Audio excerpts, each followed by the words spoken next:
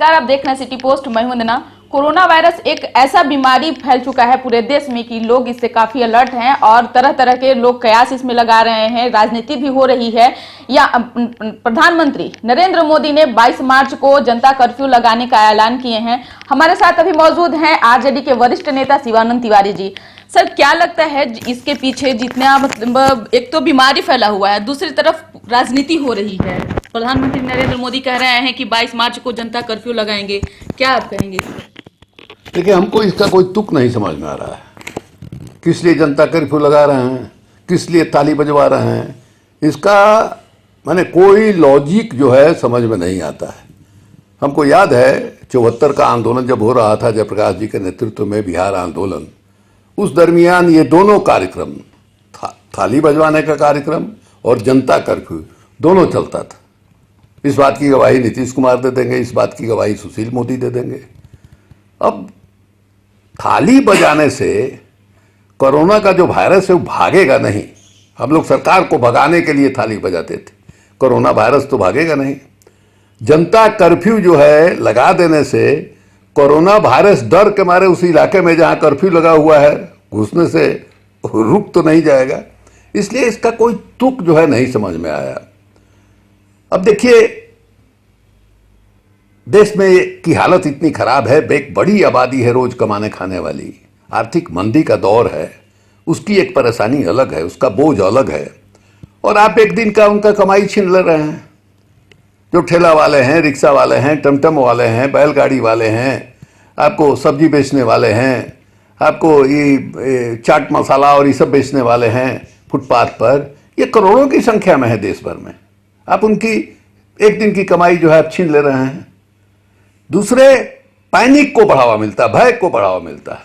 अब ऐसे ही आप टेलीफोन लगाने के लिए उठाइए और 1 मिनट 1.5 मिनट तक जो है वो कोरोना कोरोना कोरोना, ऐसा लगता है कि टेलीफोन को ही कोरोना की बीमारी हो गई।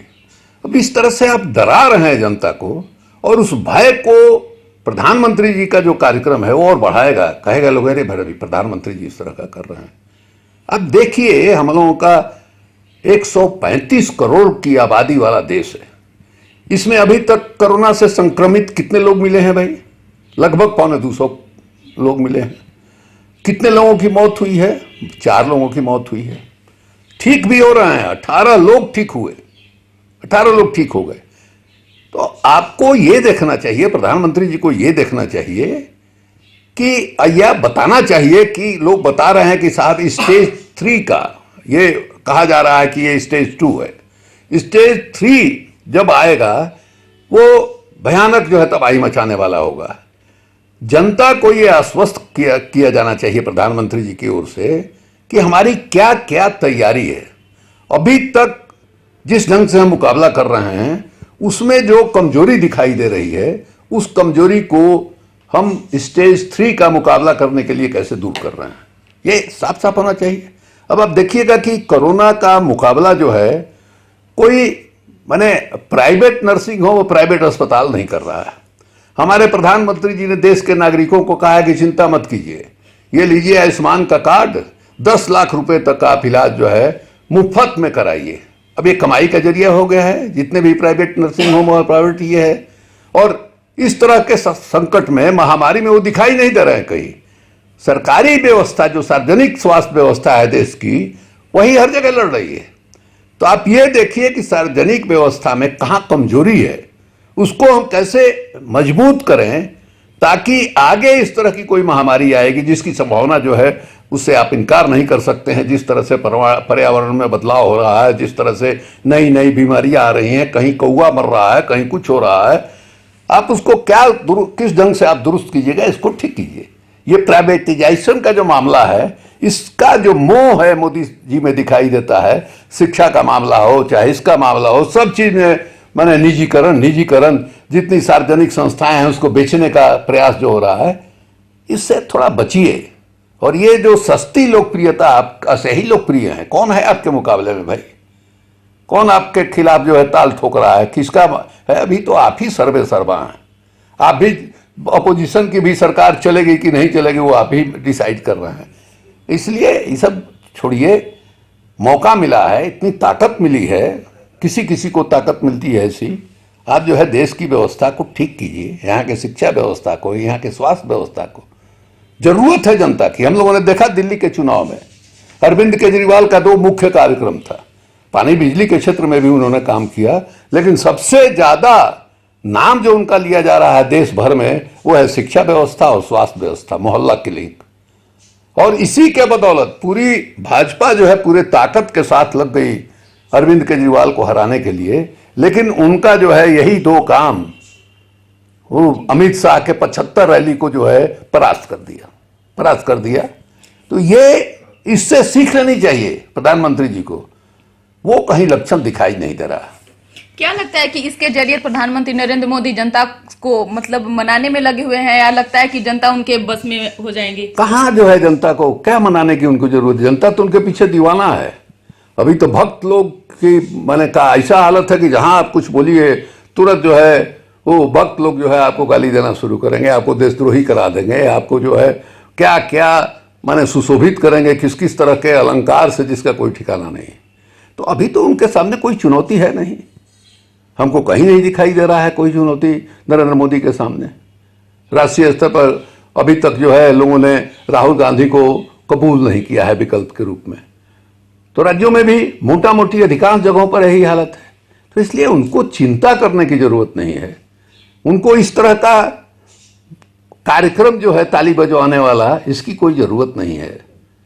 आप जो है इतनी ताकत है, आप इतना मेहनत कर सकते हैं। लोग बताते हैं कि आप माने 18 घंटा 20 घंटा मेहनत कर सकते हैं। इस मेहनत को क्यों नहीं आप जो स्कूल है, अस्पताल है, इसको दुरुस्त कीजिए। ये जो छोटे छोटे जगहों पर जो है जनता को जो है सरकारी दफ्तर में कोई सुविधा लेने के लिए, जायज सुविधा लेने के लिए उनका जूता चप्पल घिस जाता है, उनको जो है घूस देना पड़ता है। इन सब चीज़ों को रोकने का काम कीजिए। उससे जो है सही माने में आपको बल मिलेगा। आपको क्या लगता है सर कि जिस तरह से रामदेव बाबा भी कह रहे हैं कि गौमूत्र पीने से कोरोना वायरस खत्म हो जाएगा, तरह तरह के जैसे इससे बचने के लिए सब लोग कोई कहता है मास्क लगाइए, सैनिटाइजर लगाइए, गरीब लोग कहाँ से लाएंगे? देखिए ना, जब अभी कल अश्वनी चौबे जी का एक बयान आया था जिसमें उन्होंने कहा कि 14 घंटा 15 घंटा जो है धूप में खड़ा रहिए। किसी ने कहा कि गौमूत्र जो है पीजिए, किसी ने कहा कि साहब ये आप मांसाहार जो है उसके वजह से ये हो रहा है। तरह तरह की बात जो है कही जा रही है। ये यहाँ तक एक साधु महात्मा ने, इनके भक्त ने कहा कि महिलाओं को जो माने मेंसुरेशन होता है, मासिक धर्म होता है, उस दरमियान अगर खाना बना देंगी तो वो अगले जन्म में कुतिया होंगी, और जो पुरुष उसका बनाया खा लेगा वो जो है बैल होगा। तो हमको नहीं पहले से मालूम था कि अजायब घर में रखने वाले लोग हम लोगों के देश में इतने हैं। ये सब अजायब घर के लोग हैं, ये जो है समाज के लोग नहीं हैं। इन सबको नमूना के तौर पर खड़ा कर दिए कि भाई ये हैं, ये कहते हैं कि गौमूत्र से हो जाएगा ठीक, कोरोना वायरस भाग जाएगा। ये हैं कहते हैं कि धूप में खड़ा रहिए। चौबे जी को खड़ा कर देना चाहिए धूप में, सारा बक्सर पार्लियामेंट क्षेत्र में घुसबे नहीं करेगा कोरोना वायरस। सब पागल लोग हैं। और यही जो है ये हिंदू संस्कृति की बात करते हैं यही लोग, और इनके लिए यही हिंदू संस्कृति का प्रतीक है। जो ज्ञान है हिंदू संस्कृति में, वेद में, उपनिषद में, गुप्त काल में कहा जाता था, कालिदास आदि कवि हमारे रचना हुए, महाभारत की रचना हुई, यहाँ से शून्य जो है पैदा हुआ, दशमलव पैदा हुआ, अलजबरा जो है इस देश में पैदा हुआ। उन सब चीज़ों पर फक्र नहीं करने की जरूरत है। गौमूत्र पीजिए और बम बम कीजिए, मोदी जी जिंदाबाद का नारा लगाते रहिए। चलो हो गया जी। एक मेरा लास्ट क्वेश्चन सर, कमलनाथ इस्तीफा दे दिए हैं, लोग उसके पीछे तरह तरह के कयास लगा रहे हैं, शिवानंद तिवारी जी का क्या इसमें कयास क्या लगा रहे हैं? अब तो साफ दिखाई दिया ना भाई कि 22 आदमी निकल के भाग गए। अब बिल्कुल ये जो कर्नाटक में हुआ उसी का दोहराव जो है वहाँ कांग्रेस से लोगों को निकाला गया, उन लोगों से इस्तीफा कराया गया, इस्तीफा करा करके उनको माइनॉरिटी में ले आ दिया गया, और फिर बाई इलेक्शन हुआ, बाई इलेक्शन में उनको फिर जितवा करके सरकार बना ली गई। वही यहाँ हुआ। 22 लोग गए, 6 लोगों का स्पीकर ने इस्तीफा मंजूर कर दिया, बाकी 16 लोग का इस्तीफा मंजूर नहीं किया।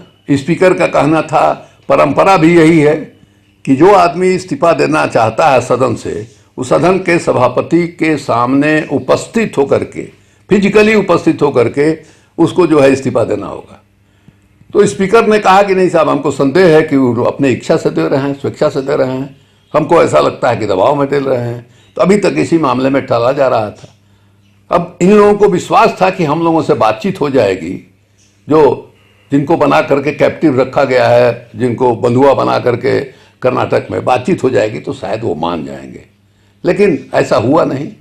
वहाँ तो दिग्विजय सिंह को घुसने तक नहीं दिया गया, सब उपक्रम दिग्विजय सिंह ने किया और अंततोगत्वा हुआ कि नहीं साहब, ये 16 लोग जो है ये मानने वाले नहीं हैं। कमलनाथ जी ने इस्तीफा दिया। संख्या का खेल है, उनको दिखाई दिया कि संख्या हमारे पक्ष में नहीं है, उन्होंने इस्तीफा दिया। जीत हुई उन लोगों की जो भेड़ बकरियों की तरह विधायक और सांसद का जो है मोल लगाते हैं, उनकी जीत हुई। महागठबंधन पे क्या कहेंगे सर? जीतन राम मांझी और तेजस्वी यादव में जिस तरह से भी अब ये सब तो एक दूसरे पर लोग बयान दे ही रहे हैं, लेकिन प्रधानमंत्री का सपोर्ट जीतन राम मांझी कर रहे हैं। अब ठीक है, प्रधानमंत्री कह दिया, इसके बारे में तेजस्वी ने खुद कहा है, जो कुछ भी कहना होगा इस मसले पर वही करेंगे। हम जो है इस मामले में जगता बाबू हैं, वो बताएंगे। जी बहुत बहुत धन्यवाद सर। सर का बहुत हम ज्यादा बहुमूल्य समय लिए, तो आपने सुन लिया कि किस तरह से कोरोना वायरस को लेकर के जो प्रधानमंत्री सभी को अलर्ट कर रहे हैं। तो सर ने कहा कि जो गरीब तबके का लोग हैं उनको तो ये मतलब जुमलेबाजी कर रहे हैं और ये सब बेबुनियाद के सवाल खड़ा कर रहे हैं। लोगों को रोजगार देना चाहिए, लोगों को स्वास्थ्य और शिक्षा के आगे विस्तार करना चाहिए, उस पर प्रधानमंत्री का ध्यान नहीं जाता है। और जितने भी ऐसे कार्य करते हैं और जनता को भटकाने का काम करते हैं, देखना यही होगा कि क्या कोरोना वायरस से कितने लोग इससे मतलब सहमत रहेंगे और उनका साथ देंगे, क्योंकि कोरोना वायरस से बचना है, ना कि उसको फैलाना है, ये करना है। इसका बस इतना ही। अगर आपको हमारी खबर अच्छी लगे, इसे अपने दोस्तों के साथ शेयर करें, हमारे चैनल को सब्सक्राइब करें, बेल आइकन जरूर दबा दें। आपका सहयोग समर्थन लगातार सिटी पोस्ट को मिल रहा है, आगे अपना सहयोग बनाए रखें। धन्यवाद।